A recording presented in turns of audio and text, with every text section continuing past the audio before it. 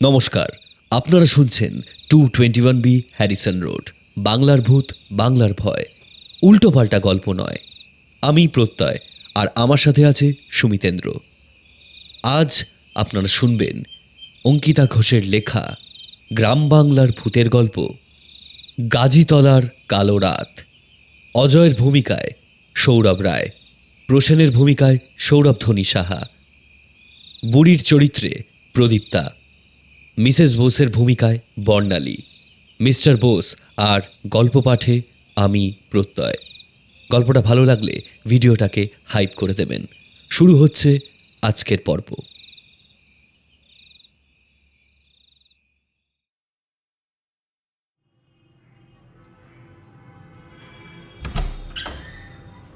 আরে বাস, এ কাকে দেখছি?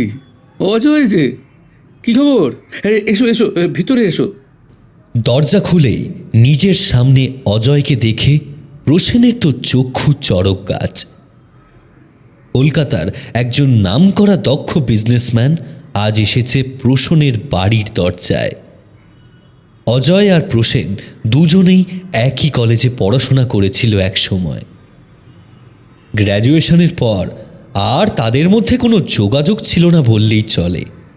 তবে অজয়ের প্রতিপত্তির খবর এই কলকাতা শহরের সকলেই জানে।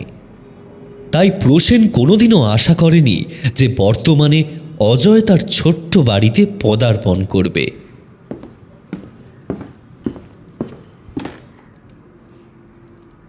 প্রসেন অজয়কে নিজের ঘরে নিয়ে গিয়ে বসালো। একটু অপ্রস্তুত হয়ে জিজ্ঞাসা করল, চা জল কিছু খাবে? অজয় সেই কথার উত্তর না দিয়ে বলল, এই কয়েকদিন আগে আমি তোমায় মিস্টার বোসের বাড়িতে দেখলাম। ওই দিন অনেক লোক ছিল বলে তোমাকে ডেকে তোমার সঙ্গে কথা বলতে পারিনি। মিস্টার বোসের মেয়ের জন্মদিনে তুমিও গিয়েছিলে নাকি? শুধু আমি কেন, অনেক ব্যবসায়ী গিয়েছিল। যাই হোক, সেদিন জানতে পারলাম তুমি নাকি বোসের রাইট হ্যান্ড ম্যান। হ্যাঁ, না না, আমি হলাম গিয়ে সামান্য দালাল। ওনার প্রমোটারি ব্যবসার কিছু জিনিস দেখাশোনা করি, এই যা। আর তলে তলে যে ছিপ ফেলে বসে আছো, সেটা কি উনি জানেন? মানে বুঝলাম না তো। ওনার মেয়ে সুলেখার সঙ্গে তো জমিয়ে প্রেম করছো। কি ঠিক বলছি তো? ভ্যাবাচাকা খেল প্রসেন। অজয় নিজের জায়গা থেকে উঠে গিয়ে জানালার সামনে দাঁড়িয়ে বলল, সেদিন তোমার আর সুলেখার চোখে চোখে কথা বলা আমি লক্ষ্য করেছি। তোমায় সাবধান করছি, হ্যাঁ? ওর বাপ কিন্তু খুব ধুরন্ধর। যদি ধরা পড়েছো তাহলে যে তোমার সঙ্গে কি করবে তার কোনো ঠিক নেই। তুমি কি আমায় এই বিষয়ে সাবধান করতে আজ এসেছো? না, তোমার সঙ্গে অন্য একটা দরকার আছে। গাজীতলা চেনো? চিনব না?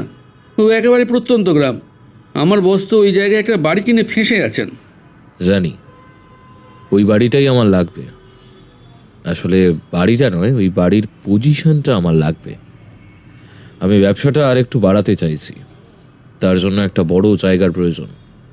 শহরে কম দামে ওই রকম বড় জায়গা পাওয়া যাবে না। আমি চাই তুমি আমার জন্য ওই জায়গাটা ব্যবস্থা করে দাও কম দামে। আমি কিছুদিনের জন্য স্টেটসে যাচ্ছি, সেখানে যাওয়ার আগেই ওই জায়গা আমি নিজের দখলে চাই।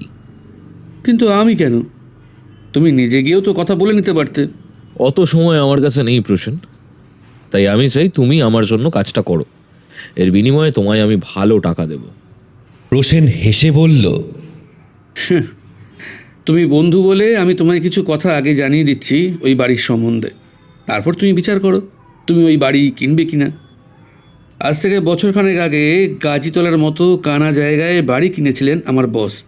বলেছিলেন ওই সব জায়গা ওয়্যারহাউস তৈরি করার জন্য উপযুক্ত। ওনার নাকি কিছু পার্টিও ধরা আছে। ওদিকে খোঁজ লাগিয়ে রাধারমন ঘোষ বলে একজনের বিশাল এলাকা নিয়ে একটা বাড়ি ও বাগান তিনি অনেক কম দামে কিনেও নিলেন। কিন্তু ওই বাড়ির ইতিহাসটা জানতে পারলেন ওই বাড়ি কেনার পরে। কি ইতিহাস?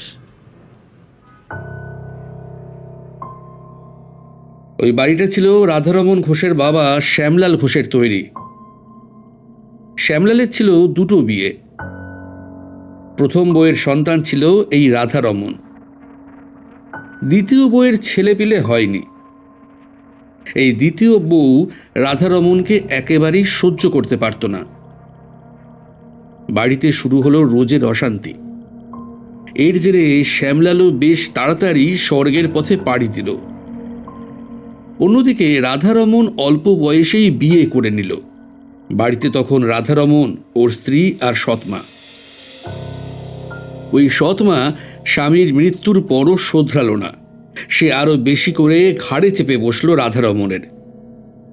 উঠতে বসতে গালিগালাজ, জুতো, লাঠি ছুঁড়ে মারা এসব তো লেগেই থাকতো। রাধারমণ সহ্য করলেও রাধারমণের স্ত্রী এই ব্যবহার সহ্য করত না একেবারেই। ফলস্বরূপ সকাল থেকে রাত অবধি ওই বাড়ির ত্রিসীমানায় কাক চড়ুই বসত না। এরই মধ্যে একদিন হঠাৎ রাধারমণের সৎমা মারা গেল। লোকে বলে মহিলাকে নাকি রাতের অন্ধকারে ছেলে ও ছেলের বউ শ্বাসরোধ করে মেরে পালিয়ে গিয়েছিল। তবে অভিযোগের কোনো প্রমাণ আজও পাওয়া যায়নি। রাধারমণ ওই বাড়ির সমস্ত আসবাব সমেত বিক্রি করেছিল আমার বসকে। পুরনো দিনের সেগুন কাঠের খাট, আলমারি, টেবিল, দামি দামি অয়েল পেন্টিং থেকে শুরু করে ঝাড়বাতি সব কিছু বেচলে বিশাল টাকার লাভ। সেই সব জিনিসের ভ্যালুয়েশন বোঝার জন্য বস একজনকে সেখানে পাঠালেন। কিন্তু পরের দিন ওই লোকটাকে একটা বন্ধ ঘরের মধ্যে মৃত অবস্থায় পাওয়া যায়। খাটের ওপর লোকটার নিথর দেহ, মুখে বালিশ চাপা দেওয়া। এর কয়েক মাস পর আরো একজন গেল সেখানে। সেও ওই একইভাবে রহস্যজনকভাবে মৃত্যুবরণ করল। এরপর থেকে ওই বাড়িতে আর কেউ যেতে চায় না। এইসব রটনা কিভাবে রটে তো জানোই। ওই বাড়ির নামে এমনই বদনাম রটল যে ওই জায়গা আর কেউ কিনতেই চাইল না। এবারে বলো, এরপরও কি তুমি ওই বাড়ি কিনতে চাও? ইয়েস, কিনতে চাই, কারণ আমি কুসংস্কারী নই। ওইসব অ্যাক্সিডেন্ট বই কিছুই না, ঠিক আছে? বন্ধ ঘরে ঢুকে কে মারবে ওদের শুনি? আর তুমি কি দেখতে গেছো যে ওদের মুখে বালিশ চাপা দেওয়া ছিল? না, তা যায়নি। এমনিতেও ওই ব্যাপার নিয়ে আমার বস অধিক জল ঘোলা করেনি। যতটুকু শুনেছি এর ওর মুখেই শুনেছি। বাঙালিদের মূল অস্ত্র কি জানো তো? জল আর কাঠি। এই ঘটনায় কত জল মিশিয়ে কাঠি করেছে দেখো গে যা। যাকে মেন কথা হলো, তোমার হবু শ্বশুরমশাইয়ের গলার কাঁটা হয়ে রয়েছে ওই বাড়িটা। এবারে তুমি যদি সেই কাঁটা তুলে দিতে পারো, তাহলে তোমার আর সুলেখার বিয়ের বাঁধা একেবারের জন্য কেটে যাবে। উপরন্ত 5 লাখ টাকা আমি তোমায় দেব দালালির জন্য। প্রসেনের চোখটা চকচক করে উঠল। এক বাক্যে সে রাজি হয়ে গেল এবং আগামীকাল মিস্টার বোসের সঙ্গে এই ব্যাপারে কথা বলবে জানিয়ে দিল।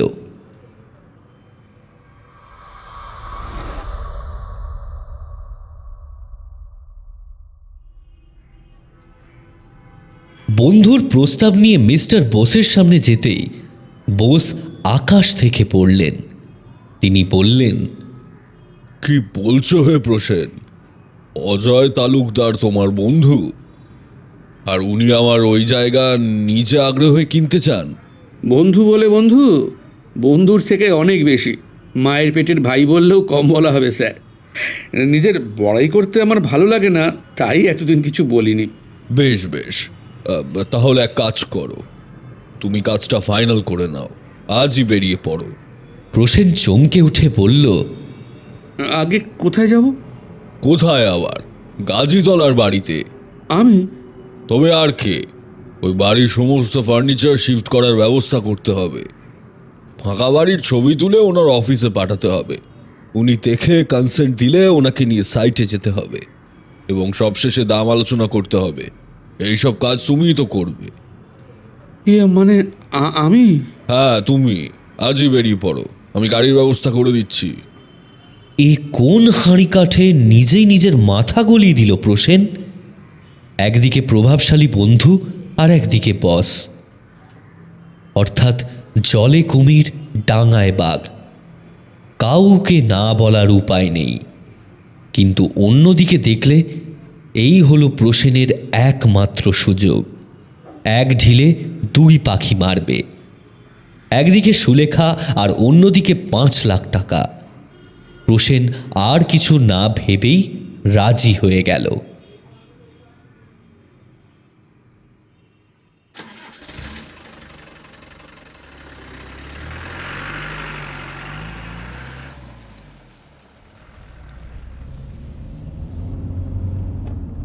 প্রসেন বেরিয়ে পড়ল গাজীতলার উদ্দেশ্যে। সে শুনেছিল বাড়িটা নাকি আগেকার দিনের বাগান বাড়ির ধাঁচে তৈরি। বাগান? কোথায় বাগান?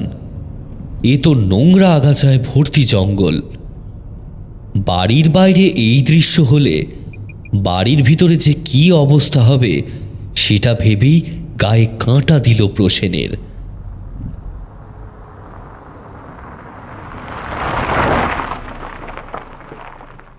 গাড়ি প্রসেনকে নামিয়ে দিয়ে চলে গেল। প্রসেনের কাছে দুবেলার খাবার, 1 ফ্লাস্ক চা, 5 সেলের টর্চ, মোমবাতি, দেশলাই আর গলায় একটা ক্যামেরা রয়েছে। আশেপাশে অনেক দূরে 1-2টো মাটির বাড়ি দেখা যাচ্ছে, কিন্তু এই বাড়ির কাছাকাছি কোনো বাড়ি নেই।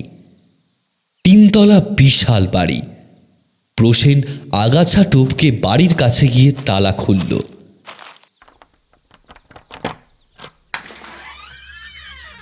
ধাক্কা দিয়ে দরজা খুলতেই এক রাশ ধুলো ওর নাকে এসে ধাক্কা মারল। হেঁচে গেসে একাকার অবস্থা। দিনের বেলায় বাড়িটা ঘুটঘুটে অন্ধকার।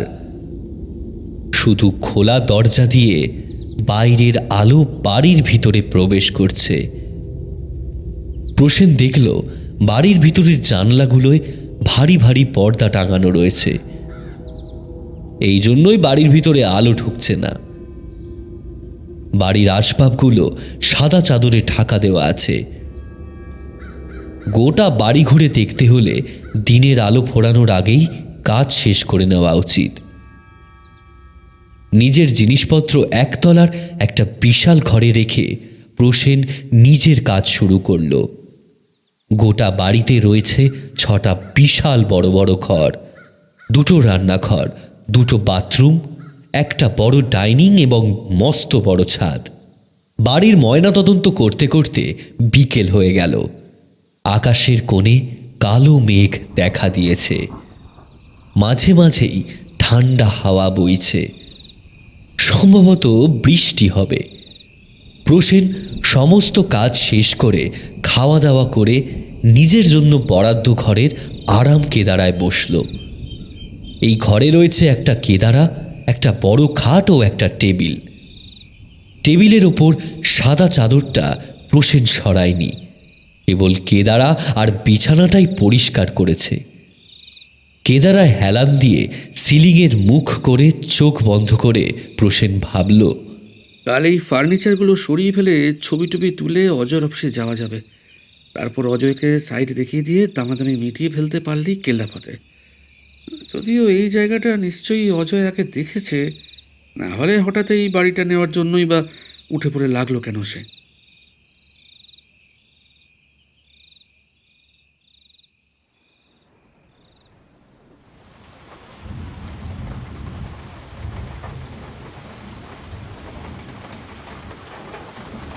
ততক্ষণে ঝমঝম করে বৃষ্টি নেমেছে। সেই শব্দ কানে আসছে প্রসেনের, কিন্তু সে চোখ খুলল না।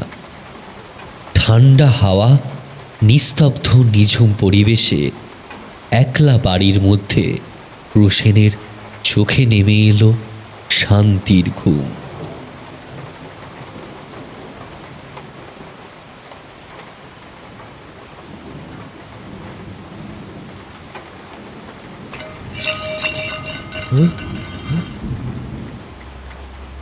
শব্দটা শুনে চোখ খুলল প্রসেন। এত অন্ধকার কেন চারিদিকে? সেই বিকেলে ঘুমিয়েছে সে, এখন সন্ধ্যা হয়ে গেছে। বৃষ্টিও নেমেছে জোরে। প্রসেন সেই অন্ধকারেই ব্যাগ হাতড়ে টর্চ জ্বালালো। আলো মাটিতে ফেলতেই সে দেখল ওর পায়ের থেকে কিছুটা দূরে পড়ে আছে একটা ফটো ফ্রেম। সম্ভবত টেবিল থেকে পড়েছে। প্রসেন সেটা হাতে নিয়ে দেখল ছবিটায় রয়েছে একজন বৃদ্ধা। বাপরে, কি বিশ্রী মুখের গড়ন! এই মুখের বর্ণনা অতি সহজ ভাষায় করতে হলে বলা যায় ছোটবেলায় কমিক বইতে দেখা ডাইনির মতো দেখতে এই বুড়িকে।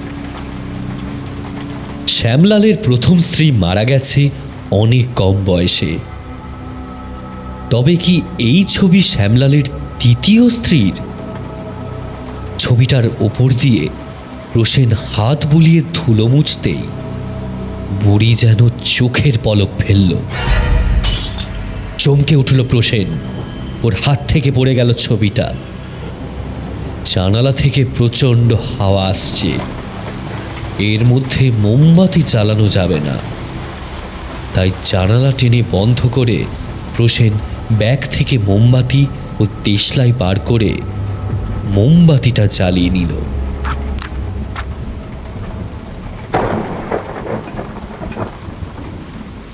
বুড়ির পলক ফেলার ব্যাপারটা নিজের মনের ভুল বলেই ধরে নিল সে।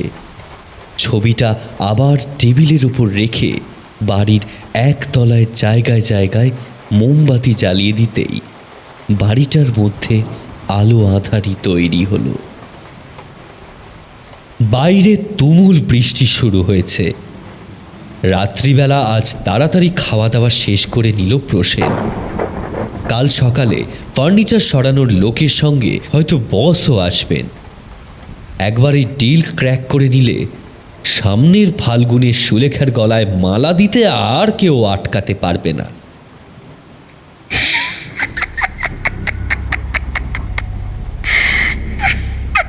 বিছানাটা করে শুতে যাবে অমনি হালকা ক্ষীণ হাসির শব্দ প্রসেনের কানে এলো। ভুল শুনল কি? তাই হবে। প্রচণ্ড এক বাজে শব্দে চমকে উঠে নিজেকে সামলে নিল সে। তারপর বালিশে মাথা দিতে গিয়েই আঁতকে উঠল। তাড়াতাড়ি খাট থেকে নেমে এসে বালিশের দিকে তাকালো, কিন্তু কিন্তু কেউই তো নেই। তাহলে বালিশে মাথা দেওয়ার সময় ও যে অন্য আরেকজনের মাথা অনুভব করল, সেটা কি ভ্রম? এই বাড়িতে এসে থেকেই কি সব যেন ভুলভাল ভাবছে প্রসেন। ধীরে ধীরে বালিশের ওপর হাত দিয়ে দেখল, না, কোথাও কিছু নেই। আবারও বালিশে মাথা দিয়ে শুয়ে পড়ল।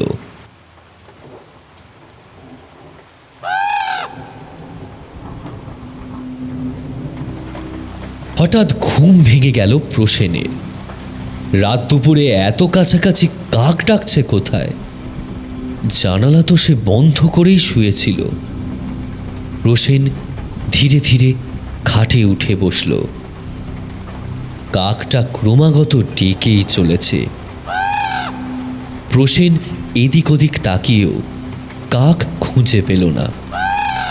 কিন্তু এমন সময় ডানার ঝটপটানির শব্দে প্রসেন তাড়াতাড়ি খাট থেকে নেমে নিচু হয়ে দেখল, সর্বনাশ, খাটের তলায় কাক ঢুকেছে। প্রসেনকে দেখা মাত্রই কাকটা ডানা ঝাপটিয়ে খাটে এসে বসল। প্রসেন অবাক হয়ে দেখল কাকটার কালো চোখ জলজল করছে। কাকটার আকার বেশ অনেকটাই বড়। হঠাৎ কাকটা উড়ে গিয়ে টেবিলের উপর থেকে বুড়ির ছবিটা নিয়ে এসে বালিশের ওপর রাখল। সঙ্গে সঙ্গে বন্ধ জানালাগুলো খুলে গেল। উহু করে ঢুকে এলো বৃষ্টির জলের ছাঁট আর ঠান্ডা হাওয়া। ঘরের সব মোমবাতি নিভে গেল। ঘরের মধ্যে নেমে এলো খুটখুটে অন্ধকার। প্রসেনের গলা দিয়ে অস্ফুট স্বর বেরিয়ে এলো। তাড়াতাড়ি খাটের পাশের টেবিল থেকে টর্চ তুলে নিয়ে জ্বালালো। যে দৃশ্য সে নিজের চোখে দেখল সেই দৃশ্য দেখে ওর শির দ্বারা বয়ে নেমে গেল ঠান্ডা জলের স্রোত। থরথর করে কেঁপে উঠল ওর সারা শরীর। চোখের সামনে দেখল খাটে একজন বৃদ্ধা বালিশে মাথা দিয়ে উল্টো দিকে মুখ করে শুয়ে রয়েছে। বৃদ্ধার পাশে বসে রয়েছে সেই কাক। বৃদ্ধা নিজের সরু সরু আঙুল দিয়ে কাকটার মাথায় হাত বুলিয়ে দিচ্ছে। প্রসেন অবিশ্বাস্য দৃশ্য দেখে সেখানেই পাথরের মতো দাঁড়িয়ে রইল। বৃদ্ধা উল্টো দিকে মুখ করেই বলল, পোষা কাক তো, মালিকের জায়গায় অন্য কেউ শুলে ভারী রাগ করে। এই কাকটাকে আমি পুষেছিলাম। আমার এই কাক মুড়ির সঙ্গে চানাচুর খেত। অল্প মুড়ি আর বেশি চানাচুর।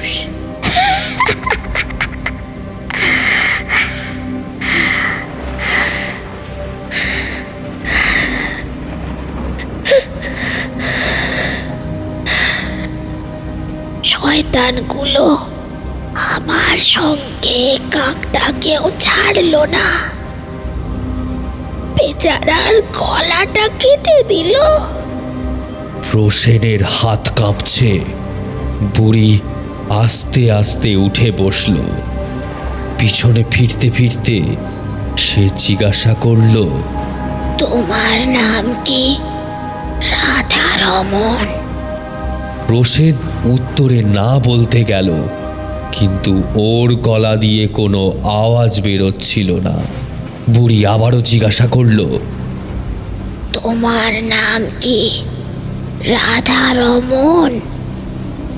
প্রসেন মাথা নাড়ালো, কিন্তু গলার স্বর আটকে গেল। বুড়ির বীভৎস রূপ এখন প্রসেন সচক্ষে দেখতে পাচ্ছে। বীভৎস কুটিল মুখে পৈশাচিক ছাপ পড়েছে তার। আস্তে আস্তে উঠে দাঁড়িয়ে বুড়ি এগিয়ে আসছে প্রসেনের দিকে। সঙ্গে করছে সেই প্রশ্ন, বল, তোর নাম কি? রাধারমন। হঠাৎ প্রসেনের দিকে দু হাত বাড়িয়ে এগিয়ে এলো বুড়ি। ওর গলা টিপে ধরে ওকে খাটে শুইয়ে দিয়ে বুড়ি ওর মুখের ওপর বালিশ চেপে ধরল। বল বল, তোর নাম কি? রাধারমন, বল। রাধারমন, রাধারমন। শয়তান রাধারমন, তোকে মারবো, তারপর তোর বউকে খুঁজে পেলে তাকেও মারবো, তারপরই আমার মুক্তি। প্রসেনের প্রতিবাদ করার ক্ষমতা নেই। ওর পুরো শরীর কাঁপছিল। ঘরের মধ্যে বিরাট উড়ন্ত কাক চিৎকার করে ডাকছিল। বৃদ্ধার অট্টহাসিতে ফেটে পড়ল গোটা বাড়ি।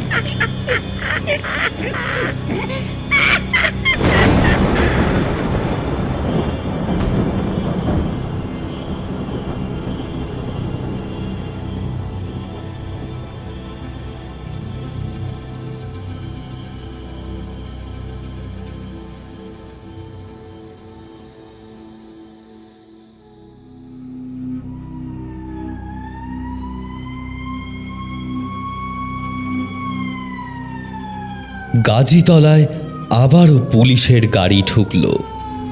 মিস্টার বোসের এই বাড়ি কেনা থেকে পরপর 3 বার এখানে দুর্ঘটনা ঘটল। রহস্যজনক মৃত্যু হল তার 3 জন কর্মচারীর। যে ঘরের দরজা জানালা ভিতর থেকে বন্ধ, সেই ঘরের খাটে শুয়ে পরপর মৃত্যু হল এই 3 জনের। প্রত্যেকেরই মুখ বালিশ দিয়ে ঢাকা। প্রত্যেকবারের মতো এইবারও এই রহস্যের কোনো সমাধান হলো না।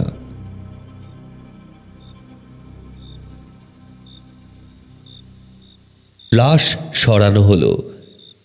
মিস্টার বোস আজ বেশ রাতেই বাড়ি ফিরলেন। তার মেয়ে সুলেখা হয়তো এতক্ষণে কান্নাকাটি জুড়েছে।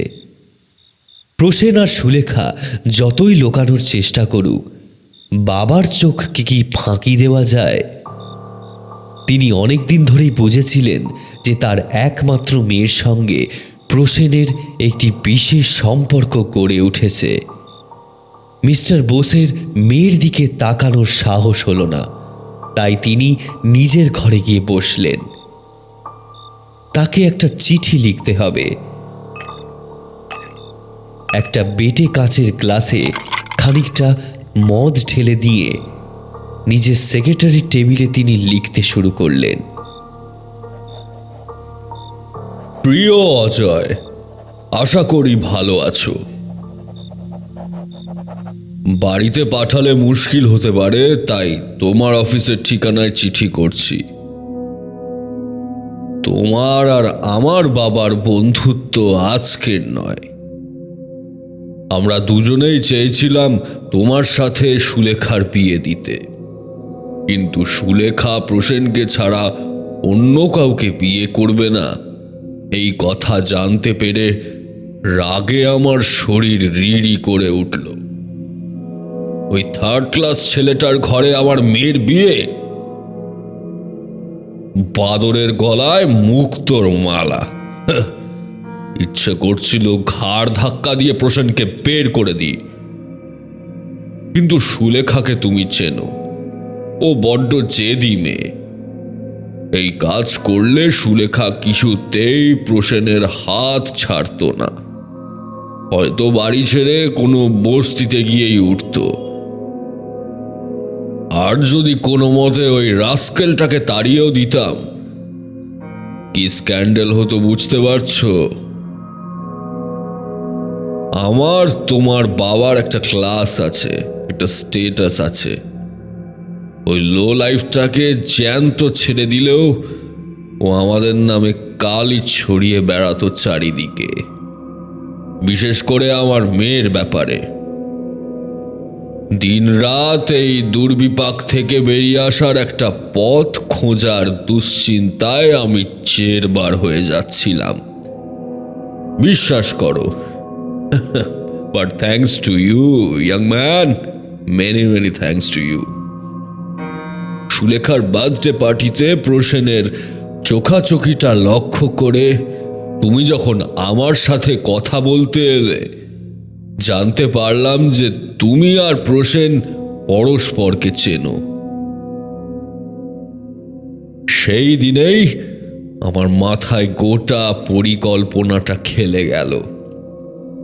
প্রসেনকে এমনি এমনি সরানো যেত না, এটা আমরা দুজনেই জানতাম।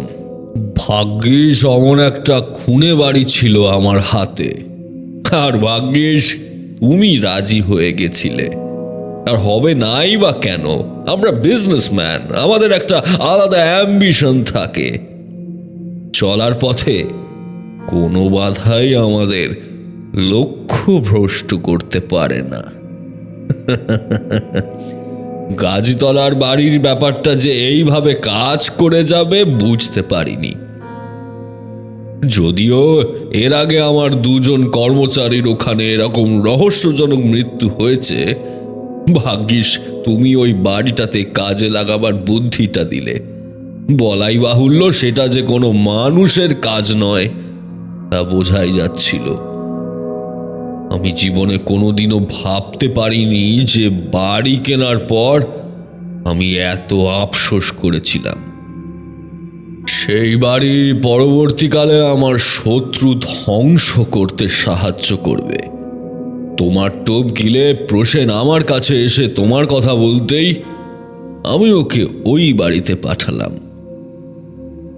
এমনি এমনি এই কাজ বললে ও কিছুতেই করতো না, কিন্তু 5 লাখ টাকা আর সুলেখাকে পাওয়ার লোভে ও রাজি হয়ে গেল।